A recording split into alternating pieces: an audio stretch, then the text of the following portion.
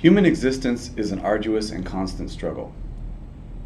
From the sweatshops of China to the endless grind of corporate strip malls in Southern California, everyone is struggling to make enough money to eat, to afford housing, to pay for transportation, to pay for internet. How can we make it better? How can we make it a lot better? One fundamental aspect of our modern struggle is housing. In urban areas, the price of housing is skyrocketing, far beyond what a low-wage worker can afford. In San Francisco, New York, Honolulu, and Tokyo, housing now accounts for over 50% of workers' incomes, especially among the lowest earners, in which cases it can sometimes be a much higher percentage. One of the things driving extreme real estate prices, especially in urban areas, is the traffic, congestion, and the difficulty of getting into and out of the city. Lower wage workers are often forced to move farther and farther away from the premium real estate near urban centers and often spend hours of their day commuting. Another difficulty is the finite amount of land. Many people use land as an investment, further driving up real estate prices. In most of the world, the government makes citizens pay property tax, so people don't really own their own land at all. Today we have a brand new technology that is completely trustless, the blockchain. This is a paradigm shift in the way we can transact anonymously with strangers on the internet, and means that for the first time in human history, we can allow our decisions to be made autonomously without fear of bad actors malevolently taking advantage of the system.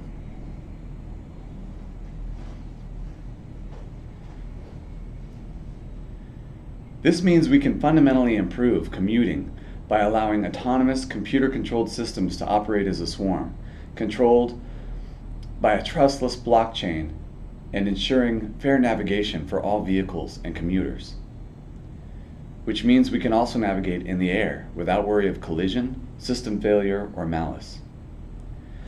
Our plan is to rapidly decentralize urban centers with autonomous blockchain-controlled housing and transportation. This will not only drive the cost of real estate and transportation to near zero, it will also directly lower the cost of almost all goods and services by making location irrelevant for most economic transactions. We also intend to radically lower the cost of internet, electricity, and clean water. The plan initially is to make peer-to-peer nodes that build a new decentralized, mobile, and uncensorable mesh network that supplants and supplements the current internet. Even during the initial phases of this project, Facebook was censoring our website, not only from being posted on social media, but also in private conversations between two consenting adults. The need for a decentralized, uncensorable network for free communication could not have been more perfectly illustrated. The first generation of AirShip nodes will be very small, not much bigger than the personal quadcopter drones commercially available today, such as the DJI Phantom.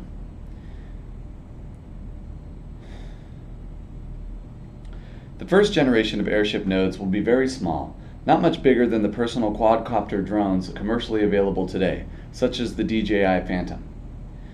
Version 1.0 will be our initial development prototype. 1.0 will be buoyant and not expend the majority of its power just to stay aloft. All of its power will be used for navigation, computing, and communication. Lift will be essentially free. 1.0 will also be able to collect its own hydrogen by collecting water and using solar power for electrolysis. 1.0 will be a fully operable mesh network node operating on ultra-wideband technology, a low-power, long-distance radio technology that has been unconstitutionally banned by the FCC. 1.0 will run a masternode, collecting micropayments by providing network bandwidth, verifying blockchain transactions and data, and onion routing and encrypting all network traffic. Version 1.0 will be testing all aspects of our software toolchain: the decentralized cluster computing operating system, navigational simulations and observations, network protocols, distance and signal calculations, and all other requirements to develop a private, uncensorable, and highly resilient blockchain-verified mesh network.